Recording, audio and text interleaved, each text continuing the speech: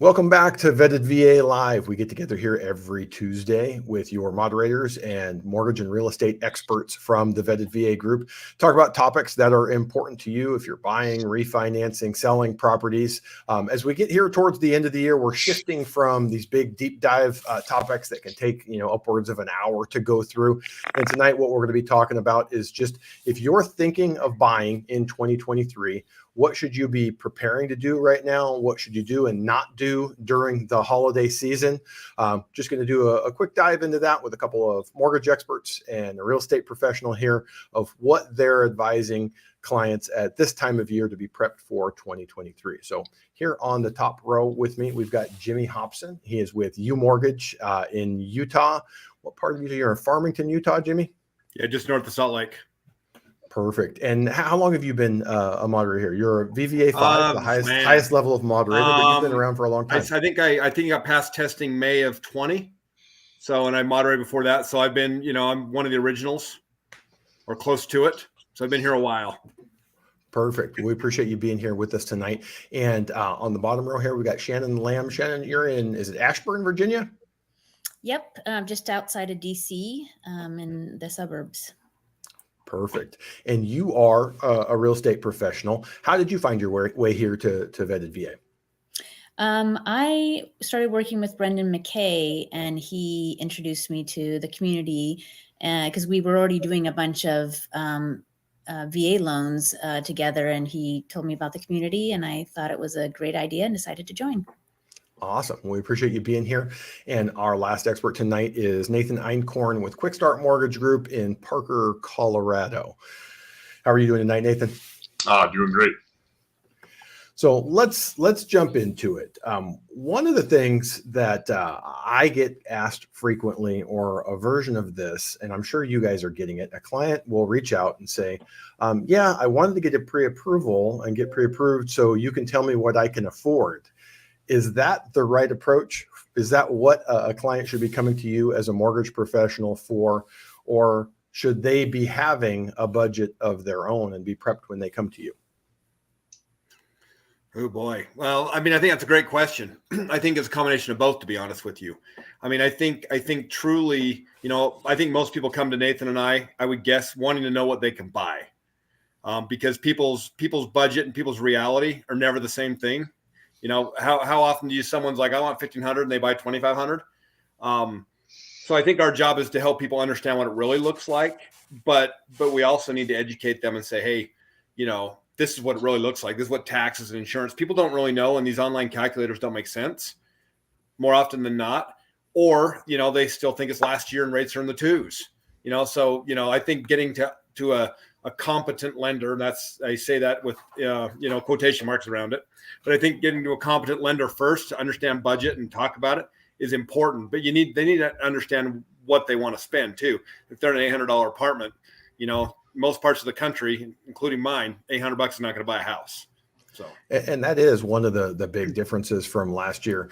People, don't just run out and buy a house overnight. They think about it for a while. And for folks who were looking in 20, 21, 22, when rates were, or early 22, when rates were significantly lower, in for a little bit of payment shock with rates higher. We've seen some nice improvement here recently. Nathan, how do you handle that topic? How do you advise a client in terms of working through their budget and determining what's reasonable versus what you can get them qualified for? And how is that different? Do most of your clients, are we stretching them to a maximum, or with the VA loan and a lot of flexibility there, maybe can you get them qualified for more than some of those clients are comfortable paying on a monthly basis? Kind of what Jimmy said. Most people come in and say, what can I get? Right? How much can I afford? And honestly, especially with our VA clients, more often than not, as far as what they qualify for, it far exceeds what they need. I've got borrowers that are coming, like looking in the Springs, right? Median house down there is about, probably purchase price, I think is like $450 right now. With some of our borrowers, right, they're qualified 6, 7, 800,000, right? 100% financing, residual income calculation, all those kind of things contribute to, higher debt to income ratios that we can get people approved for. So in the end, what we typically do is, one of the first questions I ask is, do you work with a financial advisor? The reason is because this is just a responsible way to do it, right? We what you can qualify for versus what you should get really has a lot to do with what your overall financial plan is, right? It's not just about buying a house right now. It's, hey, are you going to be here? Is this your forever home? Are you just PCSing here and you know in 2-3 years you're going to be gone, right? So we want to know what that plan is. But in the end, I mean, typically when they come, it's, hey, we're going to pre-approve you based on maximum qualified amounts. Then we're going to talk about your monthly payment, because that's what actually matters. Like, I talk to borrowers all the time. 3 months after we close, I give a call, status, kind of following up, see what's going on. And as great as rates were, and as proud as everybody was to have those rates in the twos, my borrowers don't remember what their interest rate is. Some of them don't remember the purchase price of the house, but you know what every single one of them remembers? What their monthly payment is, to the penny. So that's what we manage to. What monthly payment are you comfortable with making? And if you don't know or you're not sure, well, then let's get a financial advisor involved. Let's get someone else, another professional. The mortgage is just math, right? We can try to advise and be the planner for long term as much as we can.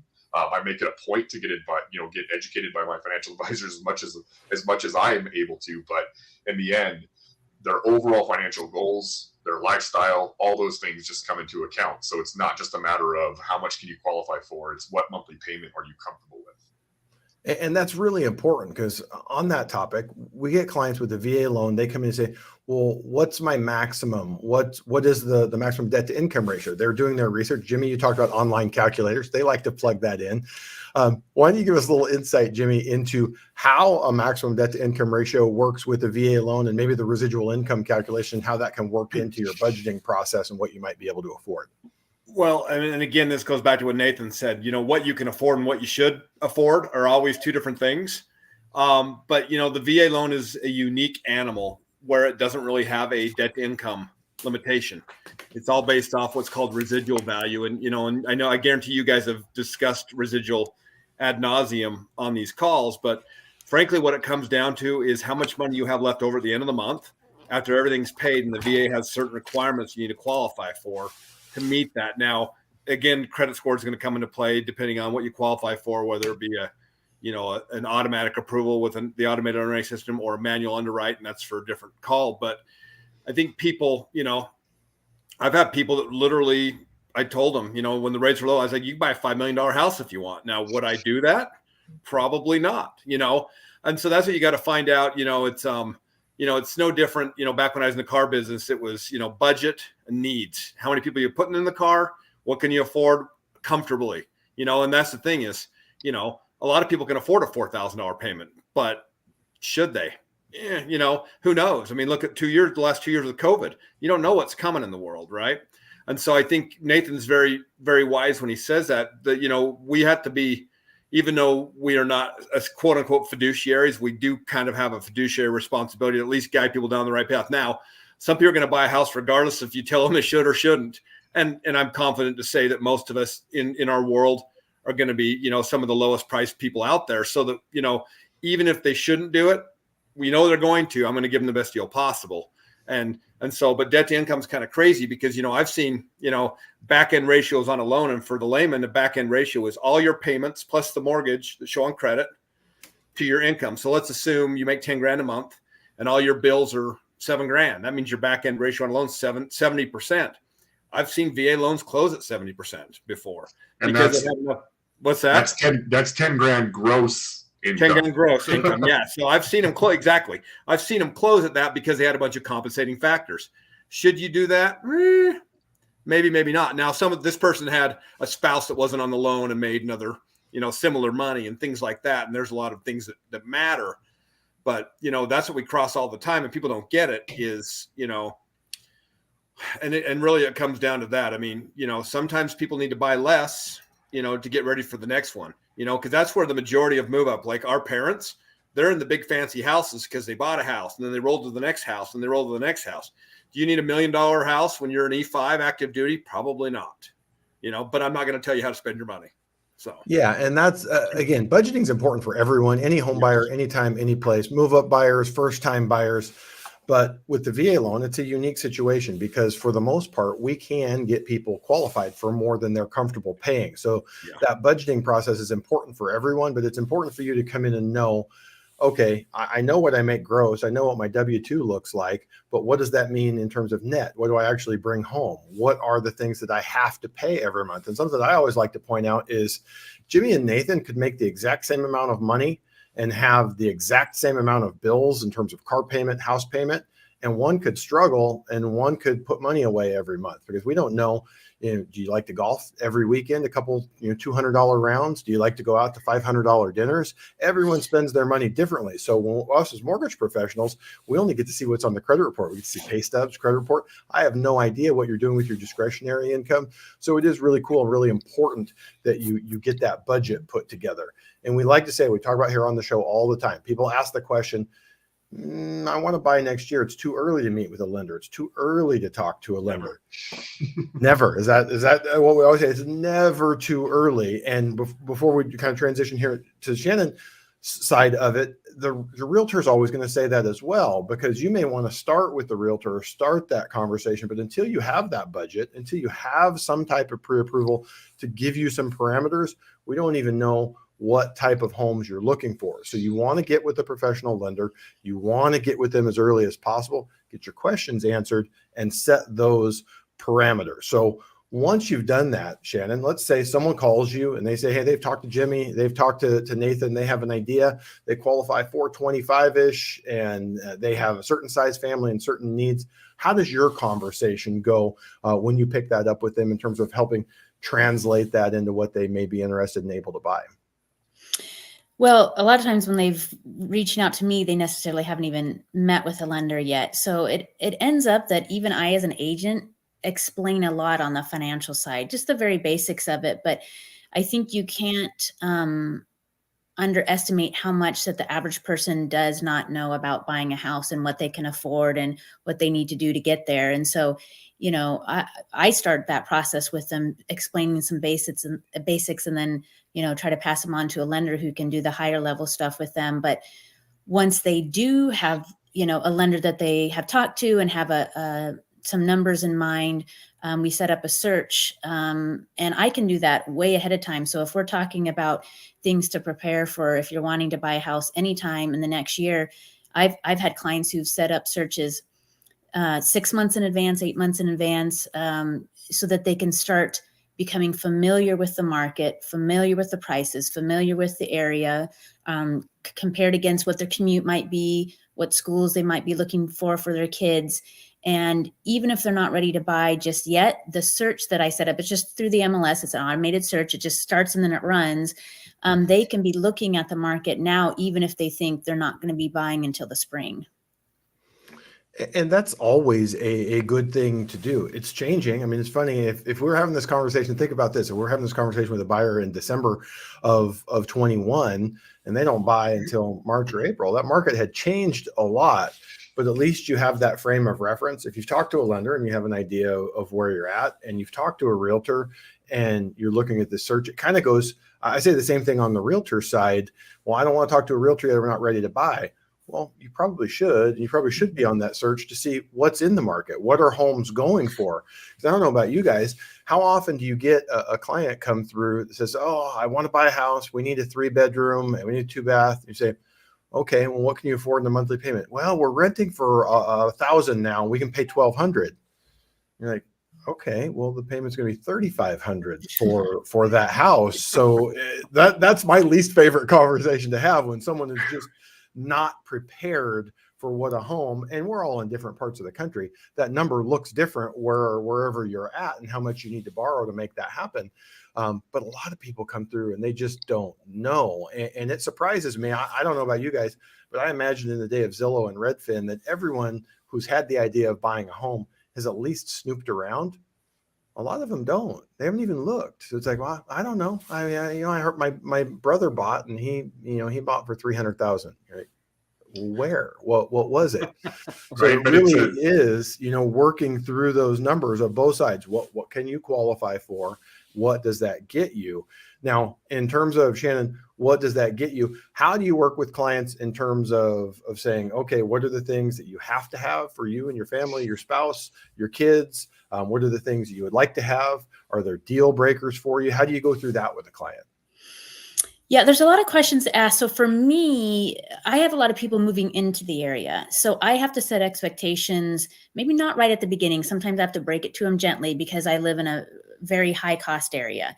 And so, if they're having to work, down in DC and they don't want to be more than a 20-minute commute, I go, okay, well, do you have, you know, $600,000 to $700,000 to spend, and that's going to get you an older townhouse with no garage, type of thing. And so I really have to set expectations on the price. And what often happens in my area is my clients either decide to push further out and extend that commute. Oftentimes they start with wanting, not less than a 30-minute drive or whatever it may be. And they either do that or they up the amount that they're going to spend, because many are trying to be, stay within a budget and be more reasonable. They can afford more. They don't want to.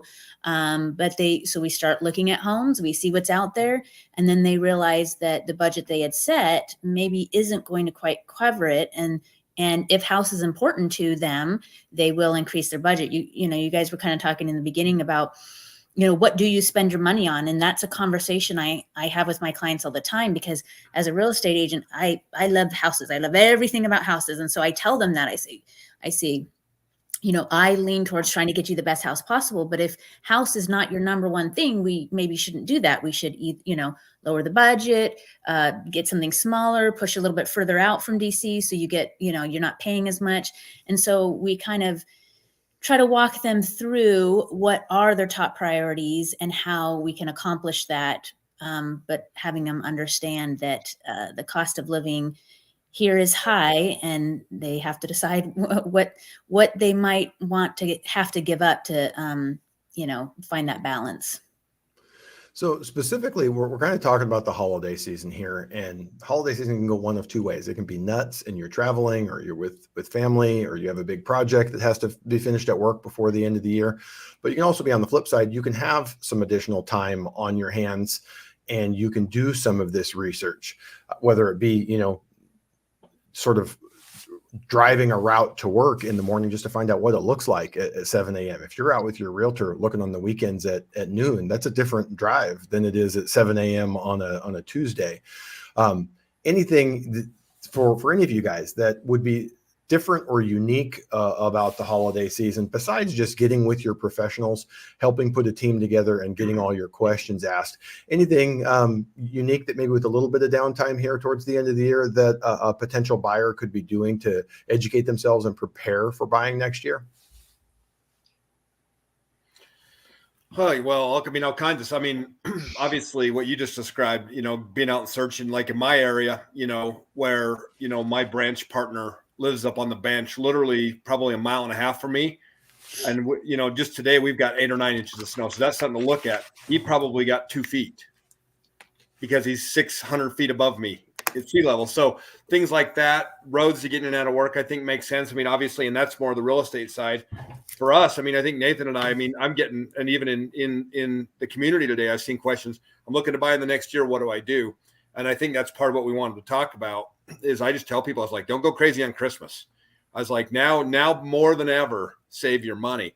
Because essentially, I am certainly not Jerome Powell by any means. And so I can't really tell you what's coming with the Fed. But I do know that there are recessionary signs, and food and gas and everything is more expensive. So if you want to buy a house in the next year, and before you go pay down a bunch of debt, that's when you need to have that conversation with Nathan or myself or someone else. Because maybe paying off that credit card doesn't make sense if that's money you can use to buy a house. And we can look at all those things. But my biggest suggestion is just don't rack up credit cards. High revolving balances will destroy your credit. And as much as I love credit as much as the next guy, but at the end of the day, I was like, if your dream is to own a house in 2023, your kids don't need 5 Xboxes, right? So, no offense, I'm not going to judge you, but that's the biggest thing that we talk about, and Nathan can attest to that, is we talk all the time about, we want to make sure we set you up for success, not failure, and so it's a struggle sometimes. If you got $1,000 in the bank, buying a house may not be the ideal situation, because what happens if something goes wrong? You got to prepare for what utilities are going to cost. You got to prepare for what repairs may be needed down the road that, Shannon sees it probably more than we do. You buy a house, maybe the inspector missed something and all of a sudden there's $3,000 bill that comes out in the first couple months. That happens all the time. And not to scare people away from buying a house, but you need to be prepared for stuff like that to happen. And the holidays is a good time, because if we blow all of our discretionary fund that we saved up all year, it doesn't make any sense. Well, we talked a little bit about VA loan being unique in terms of a very high debt to income ratio that you can go to relative to other loan programs, but also you can get in with no money out of pocket. You have no down payment required. Seller or the lender can cover your closing costs for you. Is that the best idea? Not necessarily. And you don't have to have reserves. The VA says you don't have to have reserves. So you could go crazy and spend all your money during the holiday season. It might make for a stressful home purchase, or at least stressing out your loan officer. Nathan, you had said something earlier. It kind of relates back to that. Talking to clients about potentially getting with a financial advisor. What percentage of your buyers, I mean, a lot of VA buyers are first-time buyers. What percentage of your home buyers that are coming to you for loans come to you with a financial advisor or someone that they're running these things by?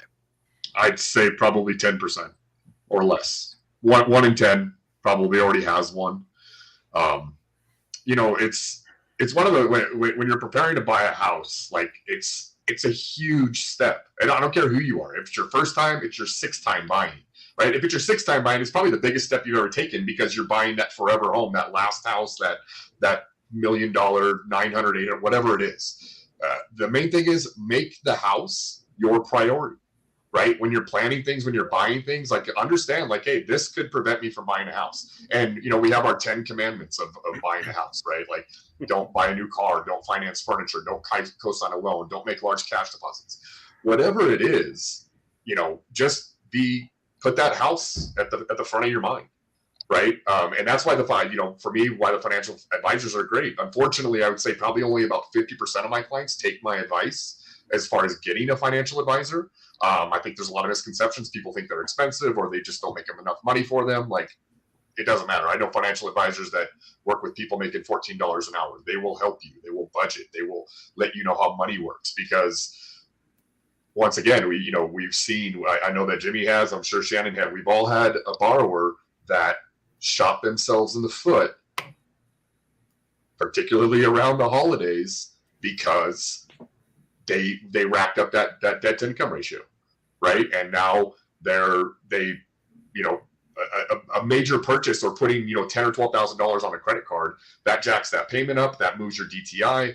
Now it also changes. Now you're utilizing more of your available credit limit, so that hurts your credit score, right? We know the VA doesn't have a credit score requirement, but guess what? The lenders do. They all have overlays. So it's just that thing. It's like when you're buying a house, get with the professionals as soon as possible. Get with the agent. What Shannon said is so huge, right? How far is the drive to work, right? Especially all of us, we're dealing with people that are PCSing, right? I live in southeast Denver, southeast Aurora, kind of on the outskirts, but I live right next to an Air Force base, right? I know what the traffic is like. I know, hey, great, yeah, there's a quick way to get to work. There's also a toll road, so let's put that into your budget. Because these are the things that we need to. The sooner we can get it all dialed in, the better, right? Hey, I got a promotion coming up at work. Awesome. Well, we can factor that in if we know when it is. We know how much you're going to be making. Job changes, just all those things, and it's just lean on us, because here's the one thing, right? Sometimes people try to qualify, and it's the biggest mistake they make, because we're gonna find out. Like we're gonna ask for documentation and proof and all the things. So just be upfront, be honest. You might not, like Jimmy was saying, hey, I can afford $800. Well, we're not going to give you some pipe dream. We're going to tell you the truth. Okay, great. This is what you qualify for based on what you want to pay. Now let's get with a financial advisor. Let's get with our realtor, because you got a good, I'll say one thing about our realtors in Vetted VA. I referred 3 of the realtor partners that I work with that are great with our veterans that have come into and become Vetted VA realtors. They have to take the same test that the mortgage brokers have to take. They know more about VA loans than I'd say probably 80% of the other loan officers that I know, because of the training that they've gone through. So it's, I always say, like, find a professional you can trust, right? I mean, that's the biggest step. But then you got to trust that professional, which means you got to be open, you got to be honest, you got to be an open book, you got to let us know what's going on. We'll never say no, unless it's like, hey, I'm going to go buy a car. Well, then you're not going to buy a house, right? Whatever it may be. So, Well, you know, and let's. I was gonna say real quick. It's funny you said a couple things. I agree. I mean, it's funny as some of my realtor partners that were part of Vetted VA, they come to me and they already basically know what they can do, you know. And it's just me putting the pieces together. One thing I would mention too that you mentioned, you know, when they're budgeting, they need to take into account utilities. And a great realtor, as Shannon can attest, they can find out what people are paying utilities. That's one thing I know. My mom's been a realtor since early '80s, and she always asks, "How much you paying? How much you paying? How much you paying?" Because you need to account for that. The VA accounts for it a bunch. So we need to account for that because, you know, my power is super cheap here, but in California, it's 3 times what I pay. So you never know. Absolutely. You know, we talked there about a financial advisor. One of the things that's important this time of year is to maybe, if you're going to be buying a home, you get with your tax preparer a little bit early. There's a number of reasons for that. Jimmy, Nathan, you guys going to want to talk about from a numbers perspective, why someone who's considering buying next year may want to get with their tax preparer early and be ready to file early, or at least consider what they're doing deductions wise. Go ahead, Nathan. Yeah.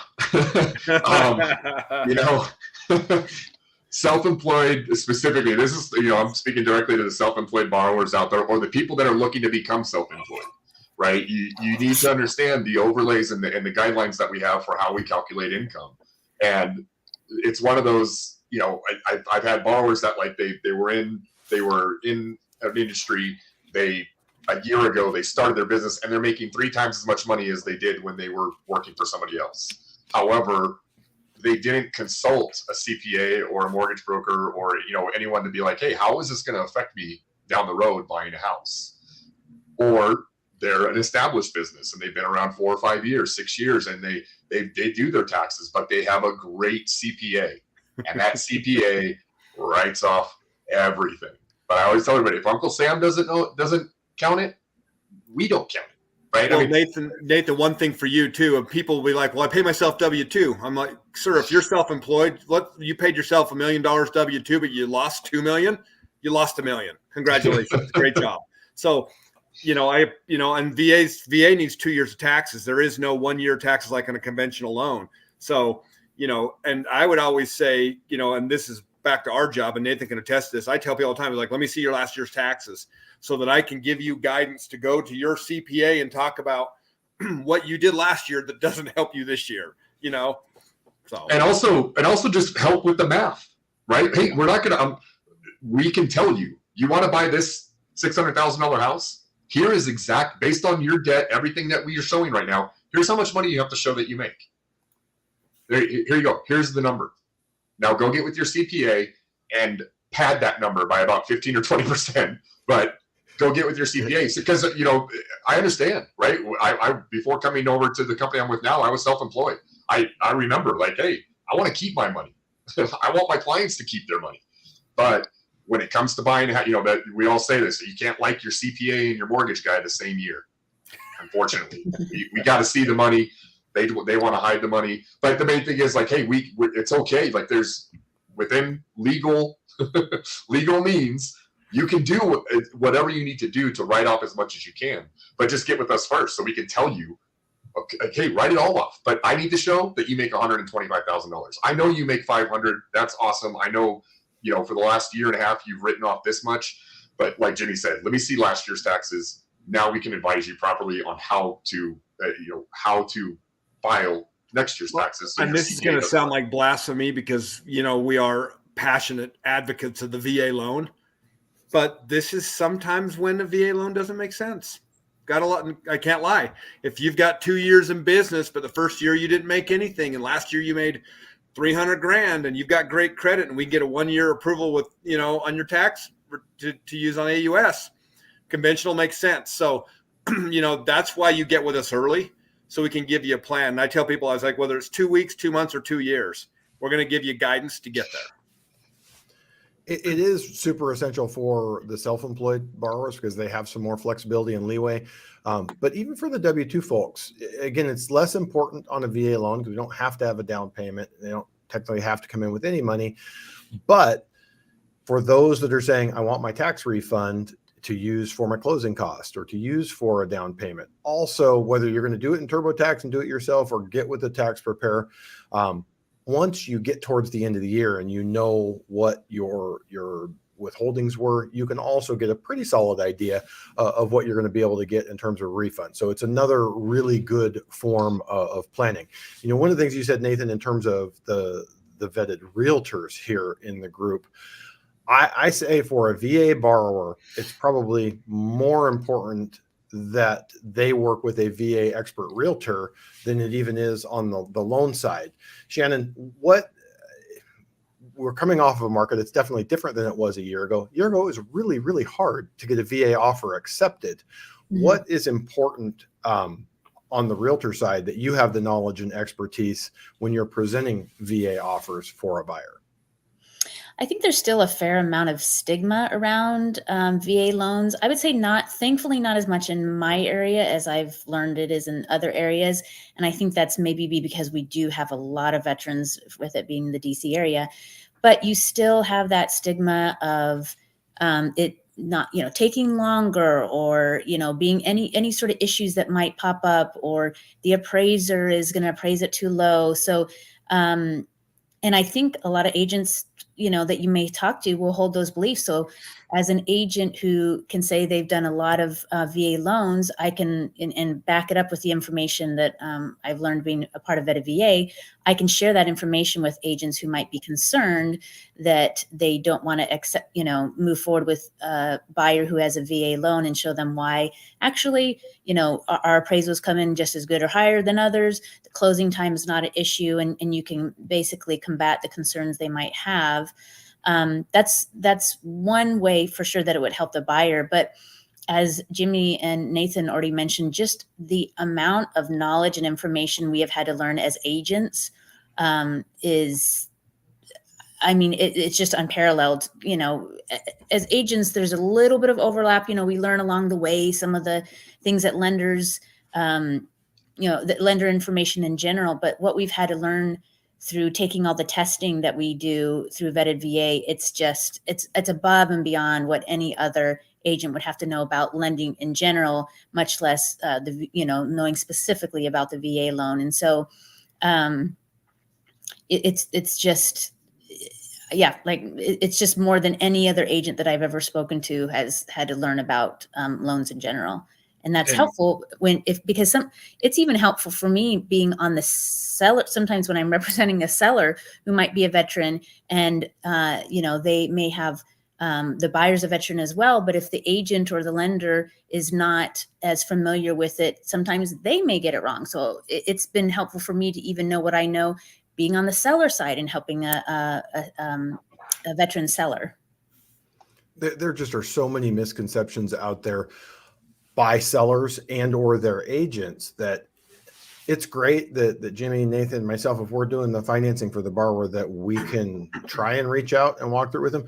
But you're in contact with the listing agent. You're having that conversation all the time. So being able to have that knowledge to step in and say, I understand why you would think that, but here's the reality of it, and here's why VA is more flexible and actually better for you and your seller is huge. So that was really the last piece of advice that we had here, is make sure you're working with an expert. So you don't have to work with someone from Vetted VA, but make sure you're working with someone who's experienced with VA sales, if they're a realtor, with VA loans, if they're a lender, because we see crazy things. We see agents try and talk their clients out of using their VA benefit. Oh, you don't want to do that. We can't get that offer accepted. Make sure you're getting out and getting with someone who works with the program regularly and is going to represent you to the fullest. We did have a question here I wanted to circle back, and this is kind of, I wish we could get a little bit of a follow-up question for this person, but someone in the Facebook group says, is there a difference between first-time buyers and second-time buyers with VA loans? So without getting some clarity, there's actually multiple directions that can go. You guys want to touch on that, of what some of the differences are if you're buying your first home as a first-time user with your VA benefit versus buying a move-up home or a second home? Primary difference is going to be the funding fee. I mean, there's I'd say that the two things to pay attention to is the funding fee, right? First-time home buyers, first-time use, right? 2.3% if they're putting zero down. 1.65 if they're putting 5% down. What is it, 1.4 if they put 10% down or more? Yeah. Obviously, exemption for anyone that's 10% disability or more. But the other thing to be aware of is the VA does not have any first-time homebuyer programs. Yeah. Well, the other thing too, Nathan, like you mentioned, is maybe they are keeping their current property, so then they're beholden to less entitlement as well the second time around. But yeah. First time buyer program, that's my favorite. Like there's a big truck of money backing up to the house. Well, and I say that because kind of like what you had alluded to when we talk about the education, we talk about who to use. The public, the veterans, the members of this community need to understand, right? When you get your license as a realtor or you get your license to become a loan officer, you can do every single kind of loan. You can sell any kind of house or help them buy. There's no additional mandated requirements to learn anything more about VA loans. There's nothing. You can put whatever title you want. VA mortgage expert. Put it on your business card. Senior VA. And so I want senior VA mortgage expert. Yes, super senior or whatever, like captain VA mortgage, whatever it may be. But I want to touch on that because when I talk about the education that our agents in this group have, it is exponentially above and beyond what any other agent has gone through. The agents that I've referred that came over here, I mean, afterwards they were like they were kind of angry at me actually because of the testing that they had to go through. Sometimes I am angry about the testing. I do have to say. It's a lot. I mean, it's way more than any agent has to know about the lending side of things. I mean, it's great, but yeah. It makes you better though. I mean, we're taking tests on the Ginnie Mae servicing guide for heck's sakes. Mm-hmm. I mean, we want to understand why. That's really what we're trying to do here is understand the why. The realtors, frankly, to be honest with you, the vetted realtors probably know more than most of the people that work in my office about VA loans, that do loans for a living. So, yeah. But going back to that question, like what's, be aware that, talk to professionals, ask questions. Your every loan, whether you're a first time buyer or subsequent user, I always tell you your loan is as individual to you as your thumbprint. I mean, it really is. No two loans are the same. So that program that your friend got or whatever they heard about, vet it. Like just ask questions and find out about it. So we actually have a couple of additional questions here in the group. How about this one? Nathan, how do you pick a solid financial advisor? You mentioned that you're making that recommendation to most of your clients that are coming to you without a financial advisor. What's some advice you have for someone who's looking to pick a financial advisor? I mean, do the same due diligence that you should be using when you're picking a lender or realtor. Find somebody that you're going to get along with. I mean, your financial advisor, you're going to be giving them access and information far above and beyond what we look at credit reports, but like you're going to be talking about your family plans, your life plans, your spending habits. They're going to look at your banking statement and go line by line and talk about your spending habits. So you want to work with somebody that you can trust. I mean, one of the things I primarily look for is I look for agents, financial advisors that don't have minimums, that don't have upfront fees to work with them. I look for genuine fiduciaries who work with you based on the success of your portfolio. The better you do, the better they do. So they have skin in the game as far as how they advise and manage your money. It's like anything else. There's bad players in every vertical, right? So a great place to start is if you have a trusted professional, right? I mean, that's one of the things I think I pride myself in is I earn the trust of my clients to where, I can advise them on who I think is going to be a good fit. I have about 15, 16 different financial advisors that I work with pretty regularly. And they're on all facets. I actually have a couple that do have minimums because they are high end, they kind of, their products and services that they offer are like $1 million plus net worth clients. So there's a place for them. But yeah, just, do your due diligence, talk to people like and trust, talk to friends and family even that are already working with someone. But yeah, ask a lot of questions. Find out how they're getting paid. So not that it's just something that you have to know. Are they paid a commission based off of selling you specific products? Are they paid off of a percentage of the assets that they are managing for you? They have to get paid, and no one works for free. But just to understand where their incentives are aligned, because different types of financial planners are paid in different ways, and you want to know what that is. So we've got another question. Real quick though, that's a great point, because I always tell them anyone who is nervous or hesitates tell you how they get paid, that's a red flag for me. Yeah, they have to get paid, but they should be upfront and tell you how it works and what sources of income. They shouldn't pay you on the front end and get paid on the back end for selling certain products. So you want to know that. So we have a question here. Is it possible to get a third VA loan? I'm PCSing. Since VA loan limits will be around $726,000, I would be happy to know. Thank you. Yeah. So yes, 100%. I've had people with 3 VA loans. So what you really need to do is, again, circling back to talking to a competent lender that understands how to calculate entitlement. So let's assume, let's just give a general idea. Let's say the first place you bought was near Camp Lejeune, right? It cost you $125,000.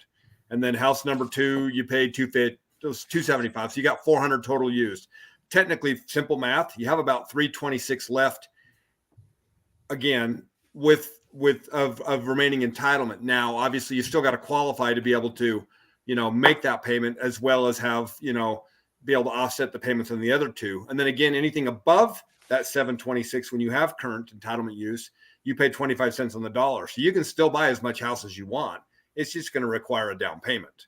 And I'm sure Nathan has probably seen the same. I mean, I have one guy right now that we're doing his third. So it is possible. Yeah, pull your COE, give it the lender, have them pull your COE. It'll show the entitlement used. I've had borrowers kind of look up the calculation and try and find out on their own. And they have to remember the entitlement used is based on the original purchase price. And I've had clients call me and they're trying to calculate it off their current loan balance. Well, I only owe this much, and it doesn't matter. The VA insured the full amount. So what you owe now isn't what we calculate off of. So the best thing is pull that COE. If someone's, even if hey, this is what I bought it for, this is what I paid, still pull the COE. If someone's running calculations for you and they haven't pulled that COE yet, that's my first conversation. It's the gold standard. It's the only thing that matters, because then we can determine exactly what you can and cannot do. So, and legitimately on that secondary entitlement, probably 95% of loan officers have no idea how to calculate it, or even that it is possible. You say, I'm sorry, you already used your VA benefit. So if they're confused when you start asking these questions, please go on to someone. If they don't immediately know and say, yes, absolutely, let me get your certificate of eligibility. Let's work on that calculation. We can tell you exactly. Just move on. You don't want someone that's going to go watch a YouTube video and go, I figured it out. I can do this for you. Well, you want circling back to that, Josh, if they pre-approve you and they don't have that document, you need to run as fast as you can from them. VA changed a lot of their rules in the last little bit to protect the veteran.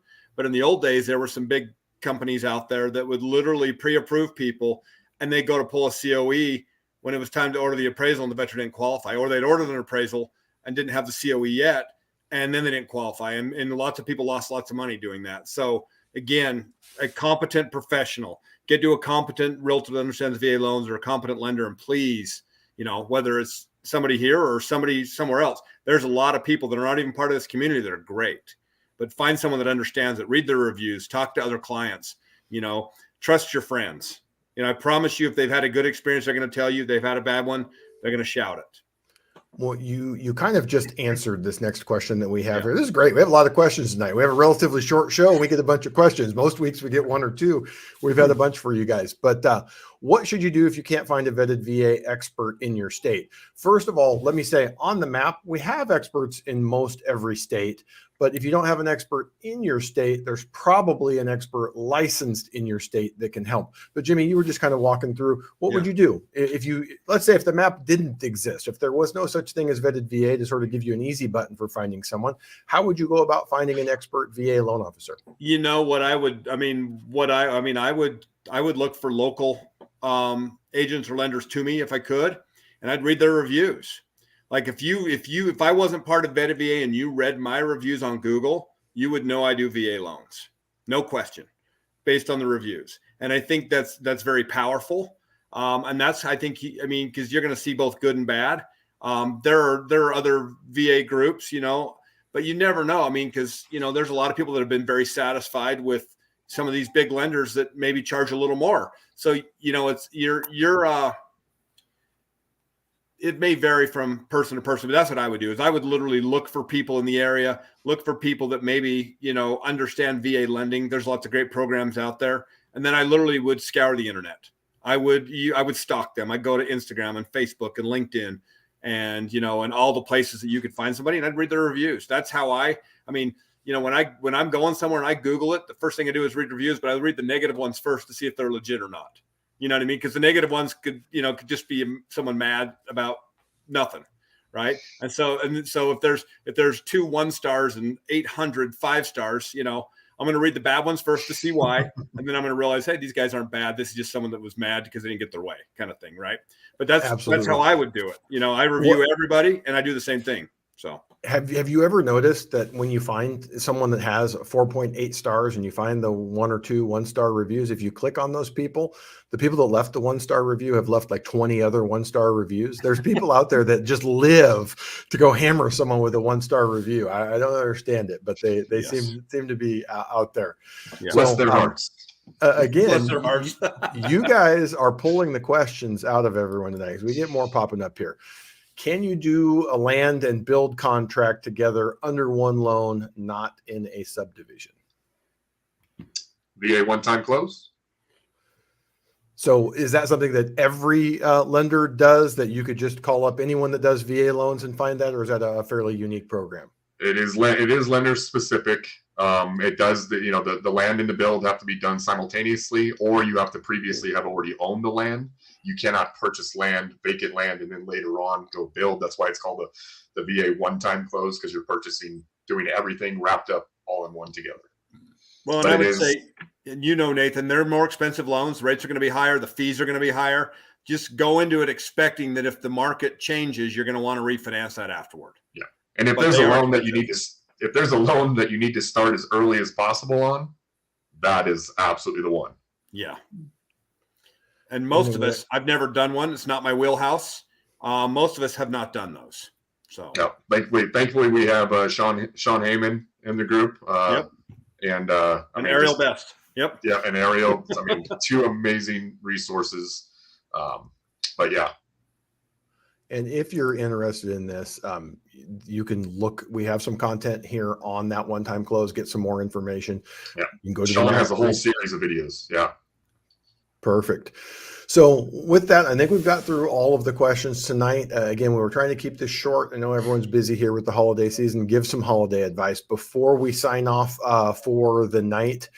Do you guys have any advice, any last piece of advice, anything we haven't covered that you'd like our viewers to know here of what they can do through the holiday season or just to prepare for buying next year?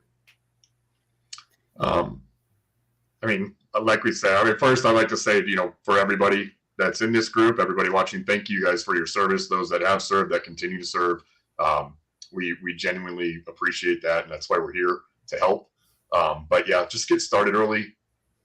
Have conversations, communication, ask as many questions as you can. You are never bothering us, right? There's no dumb questions. This is how all of us put food on the table and take care of our families. So, ask. One thing I had thought of when we were discussing earlier was in terms of the holidays, it's the new year, right? And that's when people think about what they want to do in the coming year, the goals they have, the things they want to accomplish. And I would just recommend to include your housing in that, right? Like, our house is, for most of us, our biggest financial investment that we make. And so, when you're thinking of those goals and you think you might be moving, factor in what you're looking for, what you're wanting, out of it, what you're hoping to accomplish by the move. And, keep that in mind as you're setting your goals, because your house, it's your biggest financial investment. So it should be top of mind when you're planning goals for the next year. Yeah, I mean, there's not a lot I can add to that. I mean, I think really it is formulate the questions, write them down, find someone competent that you trust can guide you down that pathway, and work with them. And again, most of us that are in here, whether they be a vetted realtor or a vetted lender, are going to refer you to people they know that understand the VA loan process, because I don't believe it's any more difficult. Unfortunately, people make it that way. So we do our best to make sure that we've seen, and we discuss scenarios. And I would just say, arm yourself with all the information you can get. Again, 2 months, 2 years, whatever that looks like. Any of us can help you. If you wanted to understand some of the questions you asked, like the COE thing, you literally could message a moderator or even redact all your personal information on the COE if you wanted, and we could basically take a look at it and tell you what you can buy. Things like that. There is more benefit to asking questions and never be afraid. And frankly, that's the beauty of the group. And if you don't want to share that it's you personally asking, you can go and do that as well. And that's one of the big things about the group, is you can be a community member and ask a question without having to out yourself per se, because maybe you have friends in the group, you don't want them to know you're moving. Who knows, right? But utilize the group and the availability of the community, because there's 60,000 strong, vetted VA veterans, veteran spouses, family members that can guide you. Because, no matter how much we tell you as realtors and lenders, we're not the ones buying the houses. We're just helping facilitate it. So there's a lot of value in the membership as well. Awesome. So great advice, guys. I appreciate you taking the time to be here, share your expertise, answer these questions, go through some of the things that we talked about tonight. For those of you watching, thanks for showing up. Thanks for asking a bunch of questions. We're getting really close here to Christmas, so we may be back next week. It may be the first part of next year. But if you have any topics, any ideas, anything that you want to know, throw them in the comments. We'll be taking notes and planning for the Vetted VA Live series for next year, and we'll have these experts back on to answer the questions. So thanks again for joining us, and have a great night. Thanks, guys.